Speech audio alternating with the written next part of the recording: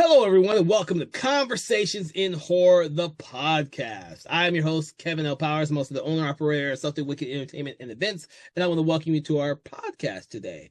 Now, I really love what we do on our show because what we do is we take an individual film and we kind of critique, analyze, have a general discussion about the film. Me and a special guest will kind of get to the nooks and crannies and cracks and crevices of that film in a very entertaining, I hope, way for you, the listener. Now, we do hope that you have seen the film before, but if you have not and you enjoy a unfettered critique and conversation, then you should listen to the show. But if you have not seen the film we are discussing, please pause this show, come back to it after you've seen the film, and then you will enjoy the conversation even more.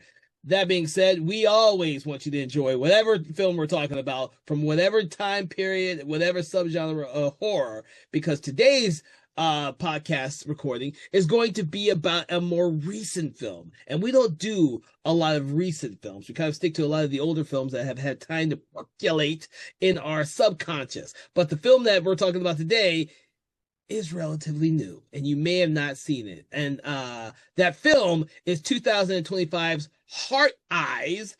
And to discuss this film with me, I have Mr. Philip Ray. We are happy to have him back on the program. Thank you, Philip. Thank you for having me. And since it is our glorious Valentine's Day this year, we hope that you are enjoying the special episodes we are bringing to you. Not only just this one on Heart Eyes, but also on the older film from 2001, which is Valentine. Which is celebrating its 25th anniversary. So there you go. We do want you to enjoy Valentine's, even if we're talking about some horrific films. So let's get on with this episode, shall we? All right, so Mr. Phillip, start off, I kind of want to get an idea of how you came across this film and what were your initial impressions, because this is a recent film. Yeah, so it's interesting because for me, it wasn't even on my radar when I first heard about it, because so the premise for our audience to know, if you've not heard of this movie, Heart Eyes is a horror romantic comedy. So it's about this serial killer who goes around and kills couples. And so originally, like when I saw that, and I watched the trailers and stuff, it looked like, pretty generic slasher and stuff. I didn't think too much about it. When I heard about it, it was like a mixed romantic comedy. I'm like, okay. And then when it came out, it had great word of mouth. It was getting a lot of positive reception. And then I found out actually the director I had heard about, it's Josh Rubin, who for me, and my experience with Josh Rubin, I had not seen any of his previous movies, but I have seen him in his most important thing, College Humor. He is a very well-known face, if anyone has watched College Humor back in the day. He's one of the most prominent faces, and he was one of the most prominent director and writers at the time. So I found out that it was him who was the director of this. My interest shot up immediately. I'm like, okay, good word of mouth. I've heard about this guy. I want to give it a shot. And I really love this movie. I was so pleasantly surprised. We'll talk more detail about it later, but I really enjoyed this. So I knew about the movie when it originally came out, but for me, I was going through that period where I wasn't seeing a lot of films at the theater, and this one just really didn't do much for me. Not because of the premise or anything like that, because I'm always there for a good holiday horror film, but because I just there's lots of reasons why I just didn't see it then. But I did manage to see it the moment it came to streaming services. I think it was Netflix, I think it is. So I saw it immediately when it came there because it was on my list of films I wanted to see because it was moderately successful and I heard some good things about it. I like a good horror comedy, and I can appreciate the screwball comedy aspects of this film. I wasn't always taken with some of the choices the film made originally when I first saw the film. And so the film didn't do much for me when I first saw it. Now, upon rewatching it for the podcast, I really believe that my initial impression of the film was based on I probably was not in the mood to see this type of film, because I enjoyed it more the second time. But I still think the third act has a lot of problems that are glaring for me. One of the things. Yeah, no, I 100% agree. I will, as much as I would say I like this movie, no, I agree. The third act is definitely the weakest of the whole movie. Yeah, and the setup for this is really cool. Some of the locations are really cool. I love the aspect that a lot of it. Some scenarios take place at a freaking drive-in theater. I love that. And I love that they go back to that at the very, very end of the film. But there are some things that like just don't work for me. But I do like the fact that it is a contrast and a change up for the romantic couple aspects, because the female character doesn't have a romantic bone in her body from the very beginning of this film, because she's experiencing a breakup. I think it's a little bit extreme, because I never get the sense that she was really, really in love with her ex-boyfriend. He was just an ex-boyfriend. So her extreme kind of reactions to everything just seems a little bit off. But I found it hilarious because the actress is so good in the role. Oh, the cast is great. The cast really is great. It's really, the thing is, what's great about this movie.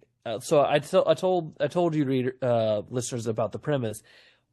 So this killer is meant to kill couples, except our lead couples are not a couple, and that's the whole point, is a misunderstanding where the main killer sees a misunderstanding between them, thinks they're a couple, and is after them the entire movie, and the whole time they're like, we're not a couple.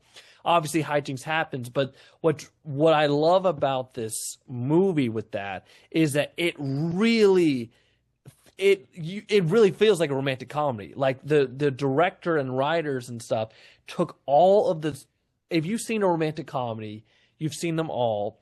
The tropes that happen all the time, they put in this movie. But what's great about it is they play on that sometimes in a horror movie aspect. So, there's always some misunderstanding. There's always something one of the characters see and they blame the other character about. But in here, it's through a horror movie lens. So the misunderstanding is like, she's like, you left me for dead. He's like, oh, I thought you could handle it. It's like, no, you left me for dead. Like that type of stuff, which to me, the comedy just works throughout the movie with that. Mostly with the main couple.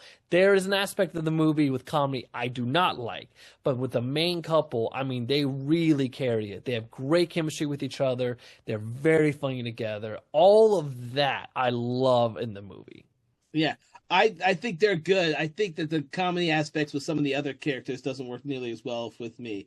I really thought that before the big reveal at the end, I really thought the Hobbs and Shaw characters were a bit annoying. They're terrible. The moment they got on screen, I immediately hated them. I said their dialogue is extremely clunky.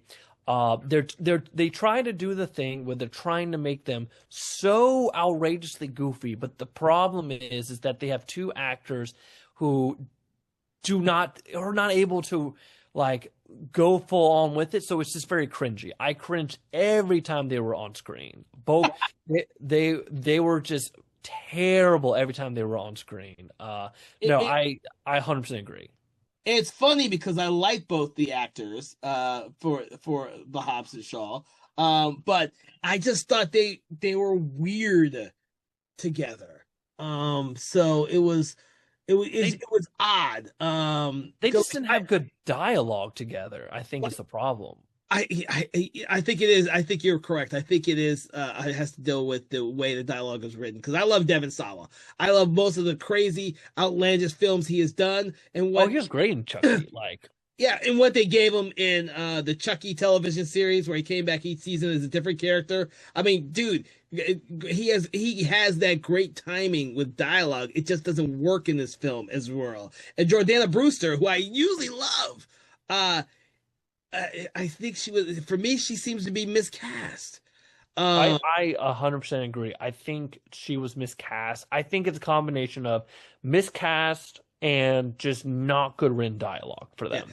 But I do want to give her praise for stepping out of her comfort zone to do a horror film, which is not what she's known for. Uh, so I I do. mean, a lot of the cast, I mean, the main girl, she's a Disney kid. What was it? But what's her name? Olivia Holt. Olivia Holt. That's I don't know. Yeah, If she's a Disney Disney kid. kid. I just know her from Cloak and Dagger, which I loved her in Cloak and Dagger. I may be one of the few people who actually love that show, but I thought that she had great chemistry with the lead in Cloak and Dagger, and I think she has a great chemistry with the lead in this film. And their screwball comedy works really well for me. But like we said, a lot of the other aspects don't work nearly as well. I think a lot of focus went towards these two characters and creating actual real characters that don't seem like caricatures. Like I guarantee you they thought it could be real easy to make these characters caricatures or archetypes that would be cliche. But flipping making the male character the more romantic one and the female character not the romantic one, is funny and interesting to do. Uh, And and he gets beat up a lot. they just and they just have good chemistry. They have good comedic timing. They have good chemistry with Yes. each other. They feel like actual real people, which Yes. is the annoying time every time we go to Hobbs and Shaw, which are just weird comedic caricatures and stuff. And it's just every time they're on screen, I'm just like, okay, let's skip this. Like it felt sometimes their scenes felt like padding because the movie is less than 2 hours. It's an hour and I think an hour and 20 or whatever. Yeah, It's a short movie. It's not a 2 hour movie. It is a short movie, which also I liked. It helped with the pacing. Well, the Hobbs and Shaw scenes are there simply to set up for the third act reveal, which I still think is dumb. I think this film would have played much better if they didn't have the cops in it at all. But then again, you won't know the third act reveal. They would have to try something else differently. Yes. No, Um,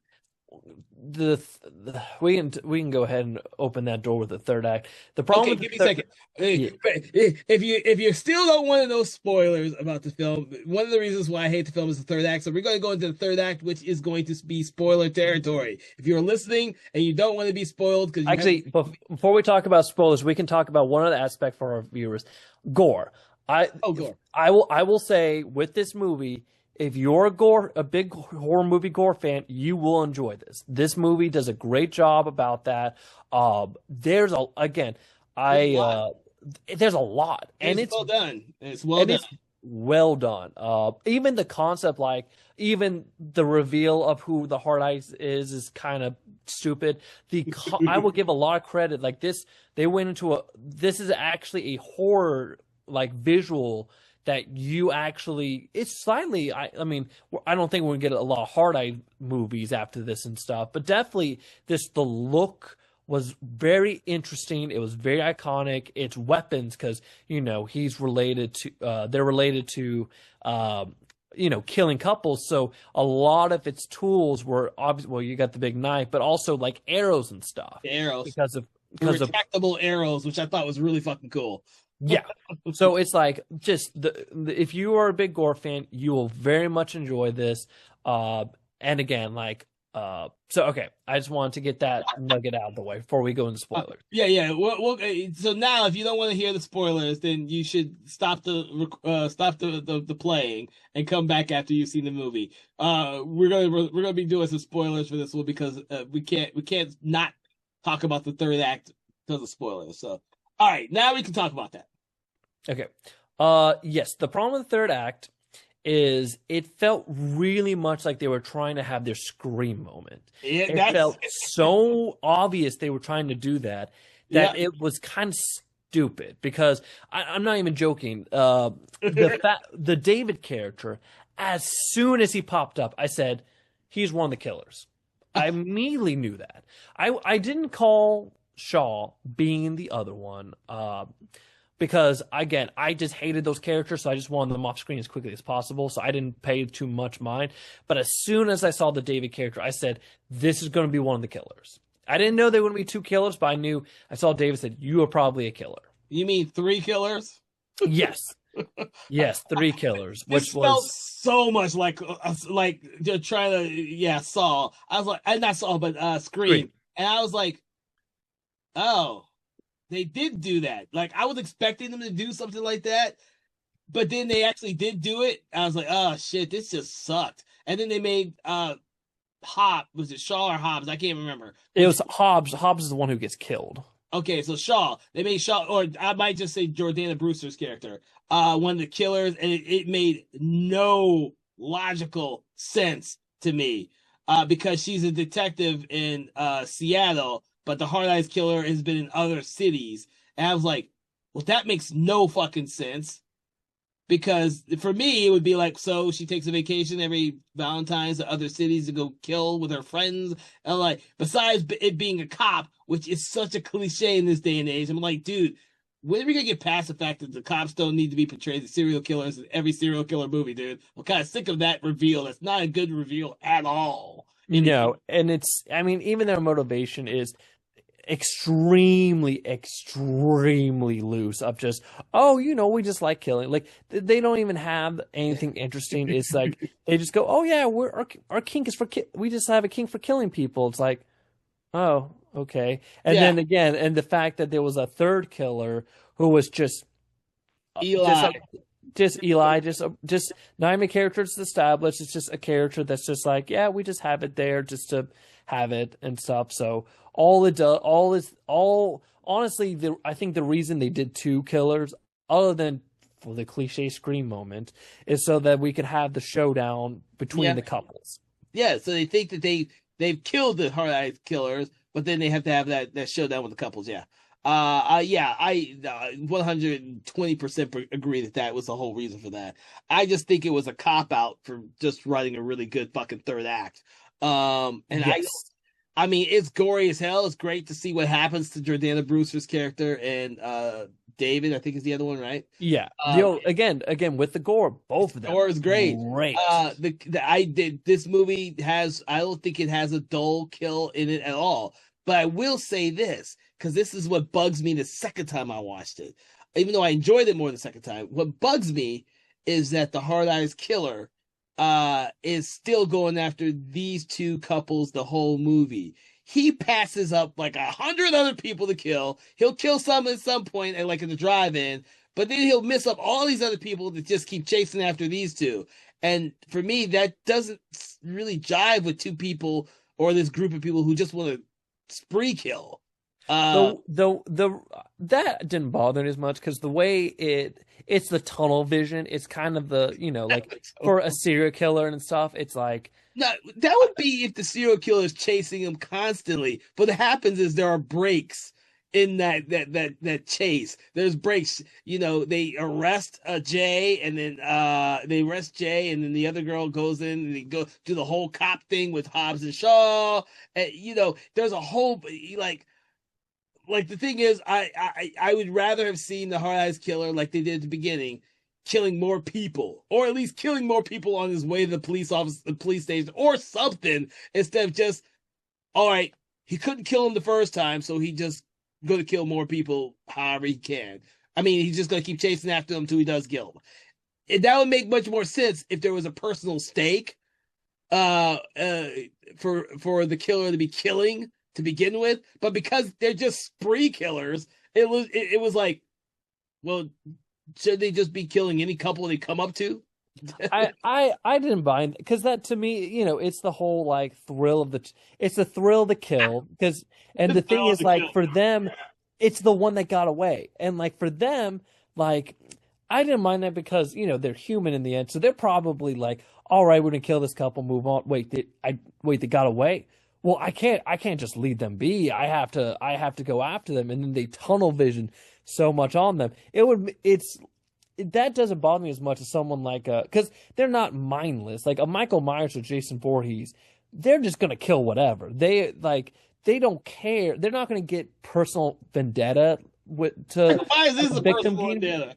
getting away. But for Hard Eyes, oh, they absolutely did. They absolutely were like, no, I'm trying to kill you. Stop getting away. You know what? We're gonna make a big spectacle out of it. Screw you. Because again, like logic dictate, once they capture Jay, they should just kill Jay and then just kill Allie separately. But they had to make a whole spectacle of it because at that point it became personal to them. Of like, no, you don't get to go away. You know what? We're making this a big thing now. We're gonna make this a big extravagant thing. We're gonna do it in front of Saint Valentine and stuff because we're just I didn't mind that as much. That didn't bother me. See, that bothers me because of the when you've seen as many slasher films and could be one of the drawbacks of having seen so many slashers. When the slasher has a vendetta against someone or something, that's what keeps them going back until they get their person, their thing, their whatever they're going at. But these guys, it's revealed they just do it for the fun of it. So it kind of like, if they had a reason to do it, then I would say yes. Like that was the thing about the Scream movies. The Scream movies, each one of the killers had a reason for doing what they did. Technically, they broke their rule as soon as they killed like Hobbs from in the station and stuff. They didn't. It's not like they killed. They like Shaw killed Hobbs because she was like, okay, I'm tired of you, kill and stuff. Because technically, Hobbs wasn't a couple. It's not like they killed Hobbs and his wife there. They just killed Hobbs, and the other guy too. They just like, it's not like they kind of broke their rule at that point. But that's because again, they're like, okay, you have now become our number one target. We're coming after you. I think that's because we don't know their reasoning why. That's drawing some interesting conclusions there, Philip. But yeah, the thing is, if you don't think about the movie, it could be a fun, entertaining little romp. Mostly because the gore is so well done. And the relationship between the main two characters is so well done as well. I think if you think too much about this movie, you start seeing where it could have been bad. You know what? I have another perfect movie the reason why I hate that movie and this movie I have problems with is Zombieland. Zombieland is a movie that has a great concept, but the movie would rather be funny than to pay any attention to the rules that it establishes. And so it stops being logical to be funny. And this film does the same thing. It doesn't really have logic behind it. It's just trying to be both clever and gory and funny when it can be, but not really logically good.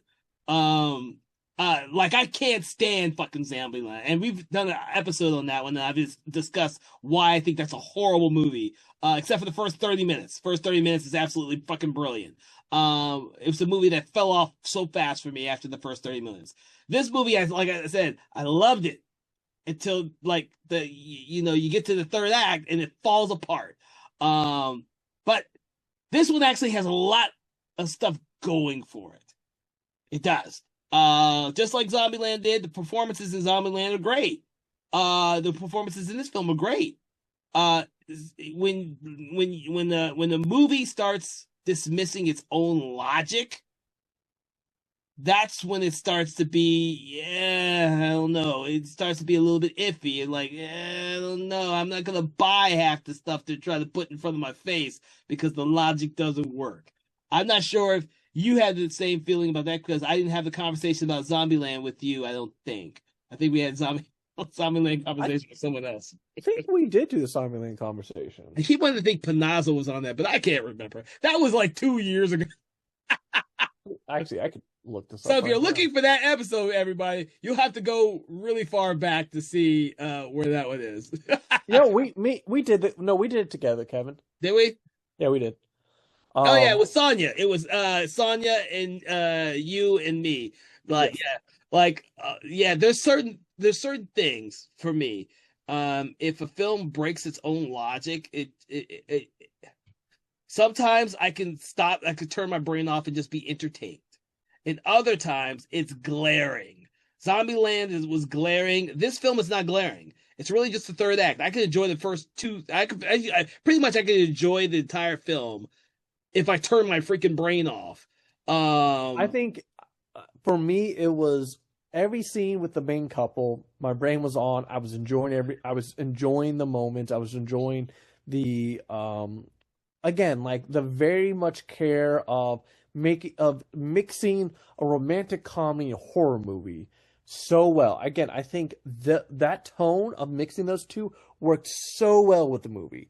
But yes, every time Hobbs and Shaw came on the screen, those are the moments I had to turn my brain off because their scenes were just so dumb and unnecessary. It felt like two different movies to some points. Oh yeah. And then of course, because of the feelings toward Shaw, because that means she's part of the third act, it does bring it down because of that. Because it's one of those things of like when you get to it, you're like, oh, well, this is kind of dumb.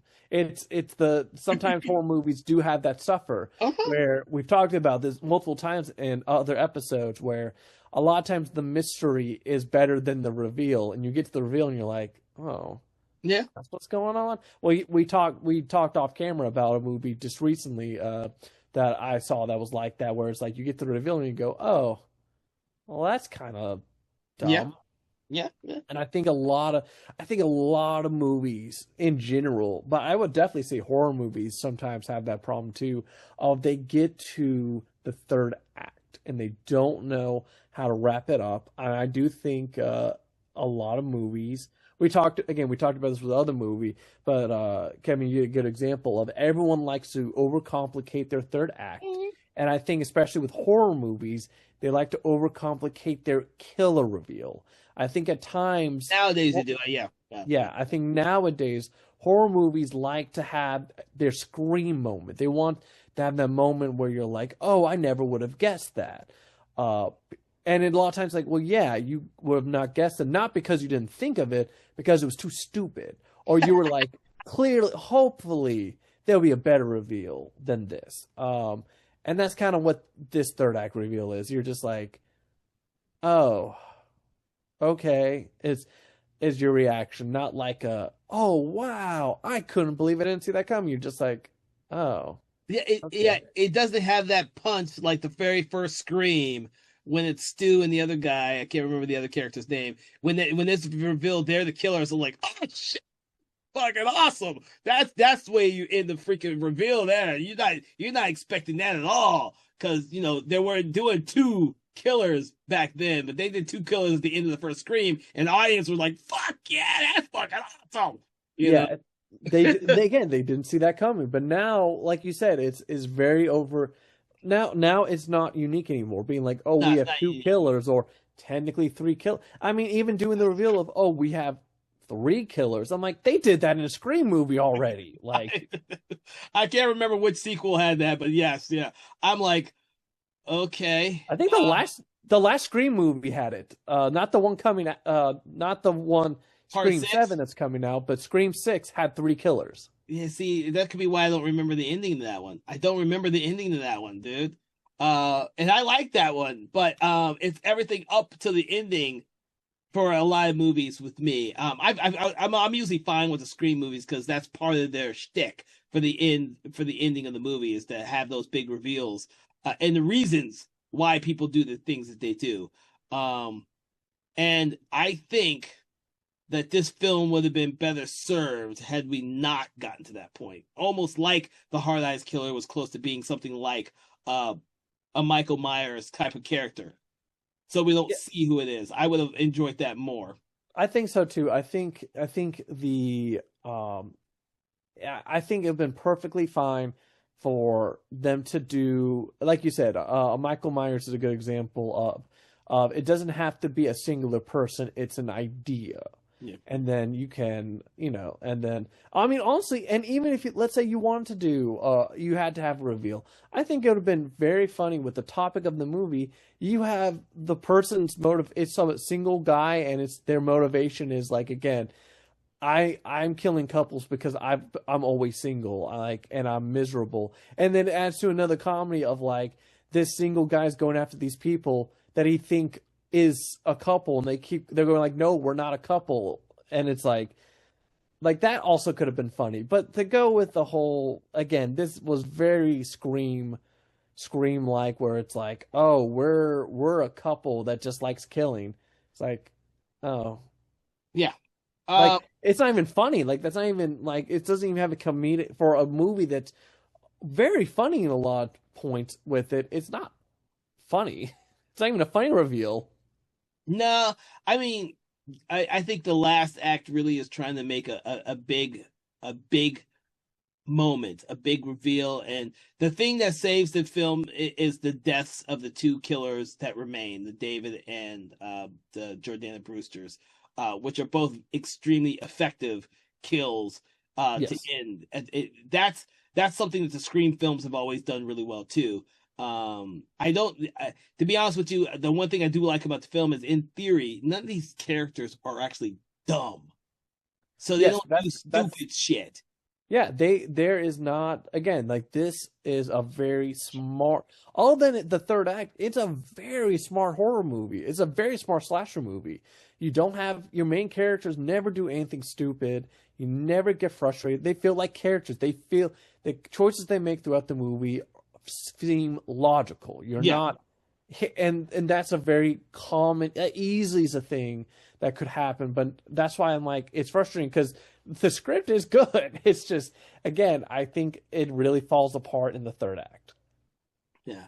But also, like it, I will also give it credit. The mid credit scene and stuff where that was a good payoff joke too. Where you're like, a lot of times in horror movies, you're like, all right, they do the he'll be back, and it's like, nope, like no, we'll be back. I thought that was that I like that joke at the end. Which one? Where after she proposes to the guy, she Oh, gets a phone Monica. call. Yeah, and it's revealed and Monica, she's just like, and you're just like, oh, okay, like that was like that. I like that.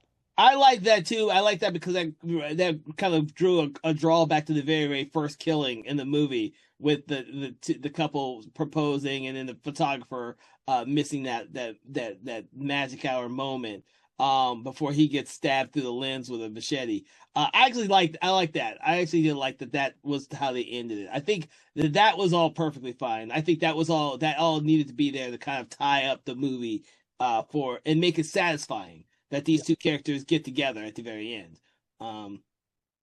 Yeah, I think that was fine. I even like the Monica character, where she's kind of like the voice of reason to Olivia Holt's character, and I was like, oh yeah.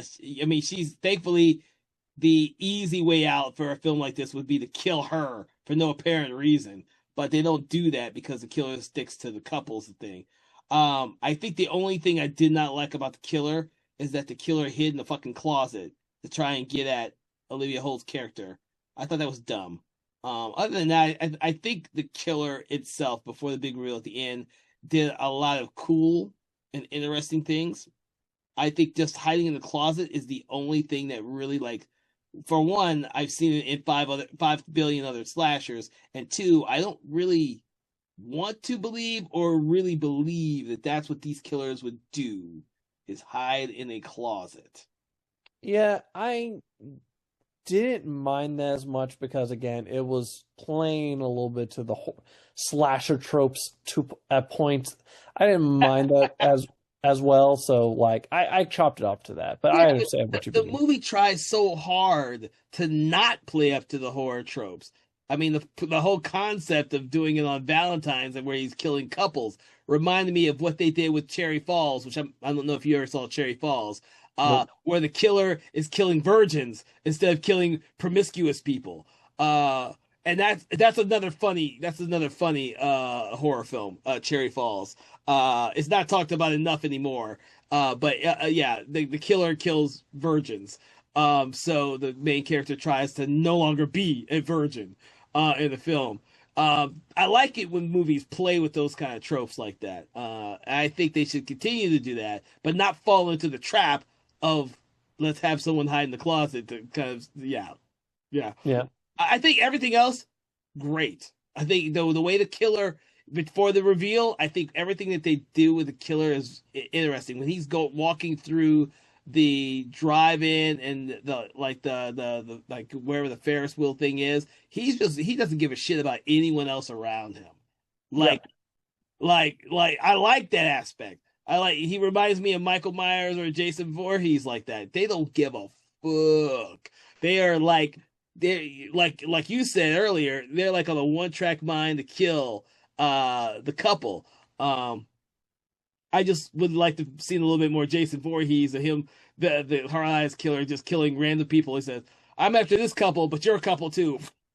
Yeah, I mean, we got that a little bit with the when he actually started going to town, the moviegoer thing, which Yeah, actually Josh Rubin did a cameo with that. Funny enough, apparently in a deleted scene, he was going to get killed, but they cut him getting killed for whatever reason. But yeah, no, I do think no, like that again. I thought that for someone, you always a lot of times with these horror movies, you want to try to make, they're very obsessed with trying to make their character, the villain, their slasher look iconic or unique and stuff. And I think they did a good job with this, with the design. I think the little hearts on the eyes that glow and stuff. Yes. I think they did. It definitely, it felt actually like a unique killer. Like this is something that I don't think, I mean, it did decent in the box office and stuff, but I don't imagine we'll see. I haven't heard any news of a Hard Eyes 2 coming out and stuff, but it is a killer. This is a killer design I would be okay with seeing again. You know what? Thankfully, you brought that up. I think this is one of the better slasher costumes masks that I've seen in a long time. Not only because of the actual heart eyes on the costume, but also the fact that they glow and he could see at night, or he could see. I don't even know. It's not infrared. I don't know what the fuck he's actually seeing, but he's seeing something. Because it makes for a very visually stunning visual, like what he's wearing the entire time. It doesn't seem like just a mask on someone who's wearing all black.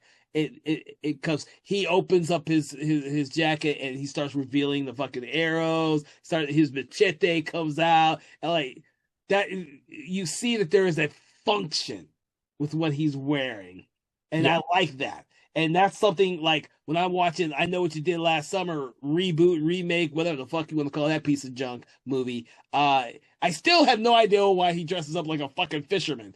And it's just a big fucking overcoat. I've always hated that fucking fisherman. It's like they ran out of ideals and they just did that. The problem is the original, for that movie, the original premise the original concept made sense for the first movie. And then everyone after was like, "Oh, I'm going to do this." Like, well, no. I mean, there was a reason the first killer was like that, but the rest of these should not be like that. They have no reason to continue it like that. Yeah, I really do think that other than the fact that unless that like the poster doesn't do the slap, I really wanted a really good poster to show the Hard Eyes killer on, and they don't really do that with this. And I think the marketing may have been a bit of an issue with this film, because I think this film could have been a much better received and profitable movie had the marketing like leaned into the actual aspects of this film that make it unique for a slasher film. Like I said, I don't remember much about when it was originally released. The funny thing is, it was not the. It's very funny how apparently this last year, 2025, we had two different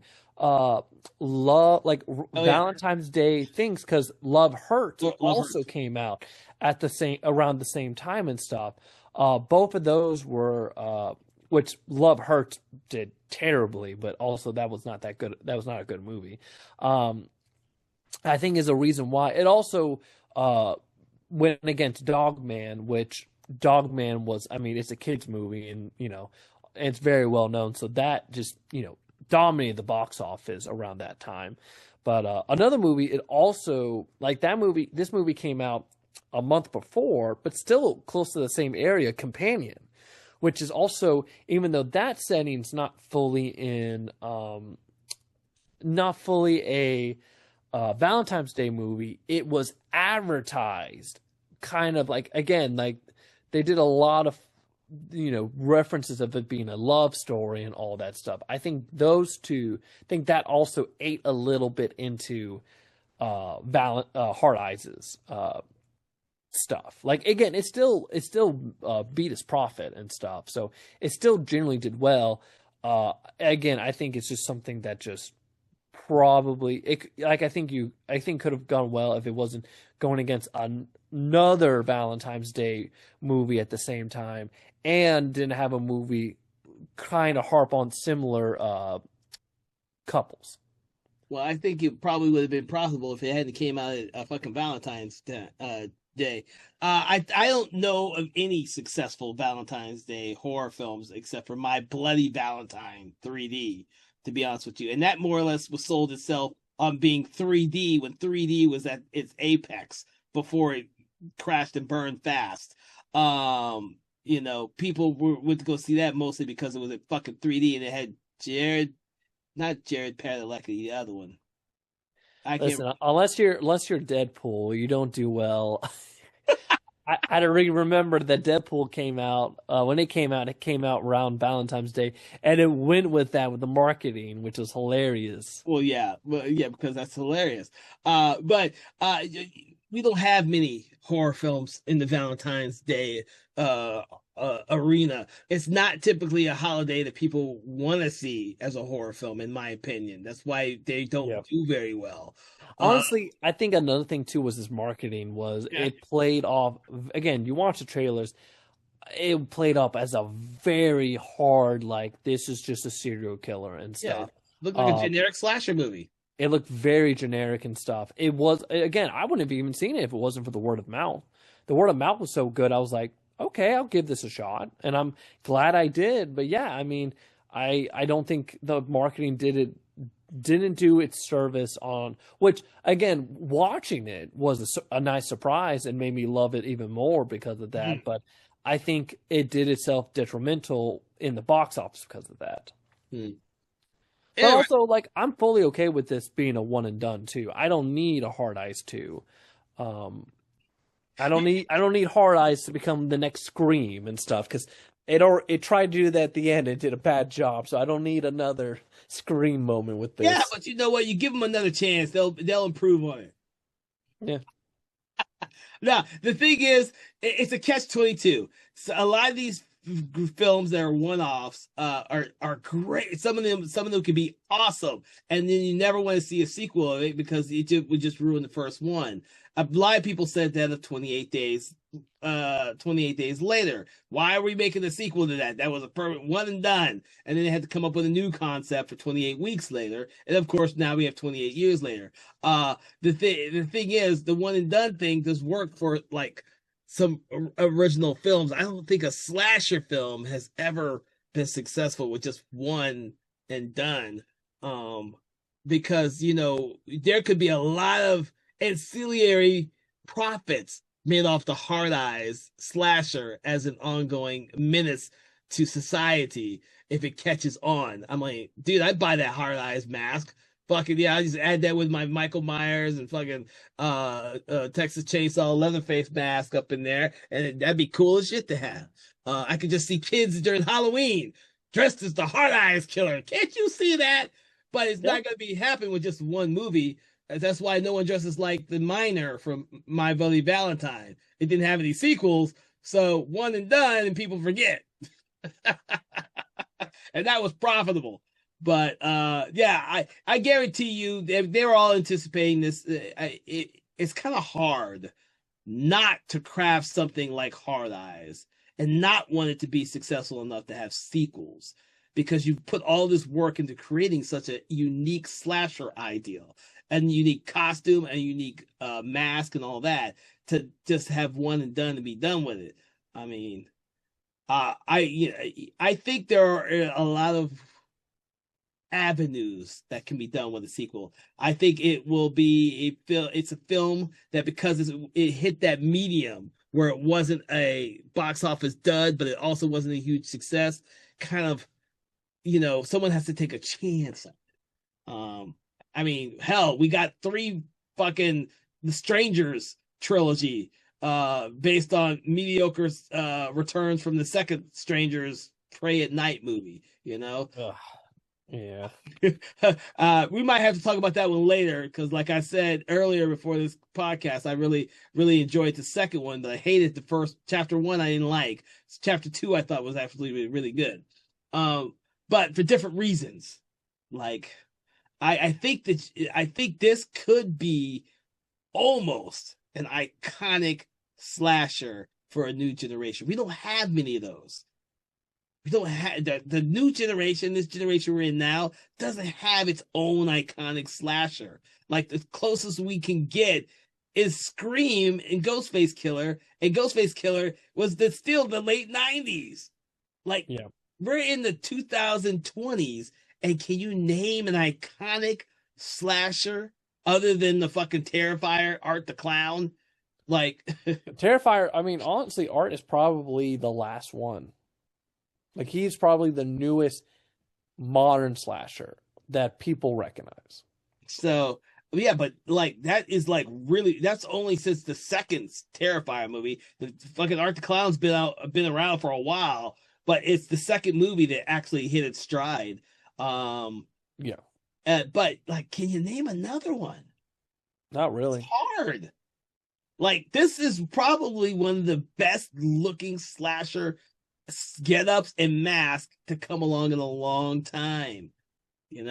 Even fucking Saw, as many sequels as that fucking thing has, it really doesn't have a single iconic mask or anything. You have Billy the doll, you have the pig face mask, which you don't see people going around during Halloween wearing the pig face mask.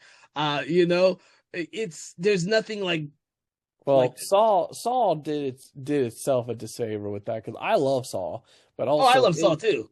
But Saw, I mean, again, talking about convoluted, Saw really convoluted. It did itself a disservice. I liked it. I liked it being convoluted. That's a much different ideal for a slasher / killing spree. I don't even know what you want to describe that as. Than something like Michael Myers or Jason Voorhees, where they're like not complicated at all.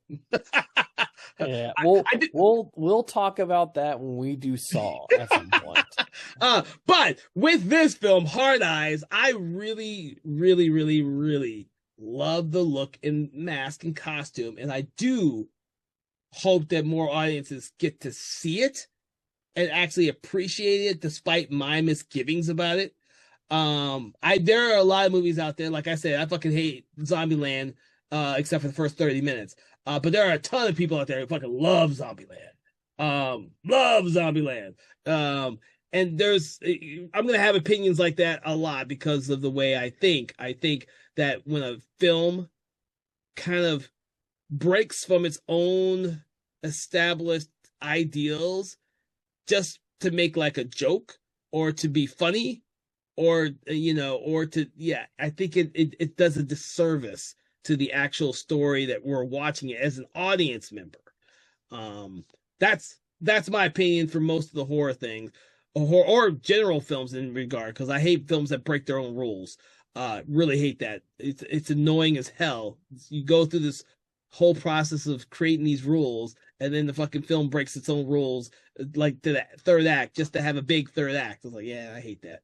But that's generally my last thoughts on Hard Eyes. I do believe that it's a genuinely entertaining film from beginning to end. It is not going to dull you in the slightest bit. You may question some of the choices made, but it is not a dull film. It is entertaining from beginning to end, and the two lead performers do a fantastic job anchoring this film. Yep. So, any other words from you, Mr. Phillip, on this? I'm sure you have it. You love this movie more than I do, but yeah. Yeah, I mean, again, I think this is and there's probably a reason why also it didn't do super well in the box office because it's very niche. Like, this is a great couples movie if you're both horror fans. But only if you're both horror fans, because again, the kills are gory and great. And if this is not a movie where if you like horror movie and she doesn't, she's not gonna enjoy it. This is definitely a movie is when if you're both horror fans. But if you're a couple who are both love horror, this is the movie for you. You are right about that. I do hope that there are more couples out there that will take a chance on this film, but you are absolutely right.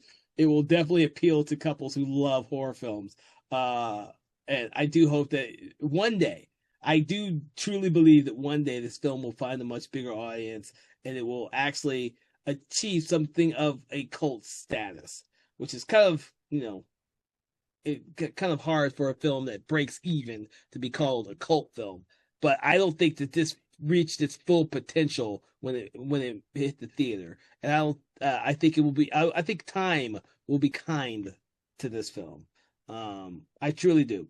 And like I said, I saw this film twice in 1 year, which I never do, people. I almost never watch any film more than twice within the same year because I pretty much remember it all from the first time I saw it. But with this film, I found myself still being entertained just as much as I was the first time I saw it. I just still can't get past some of my glaring issues with the third act.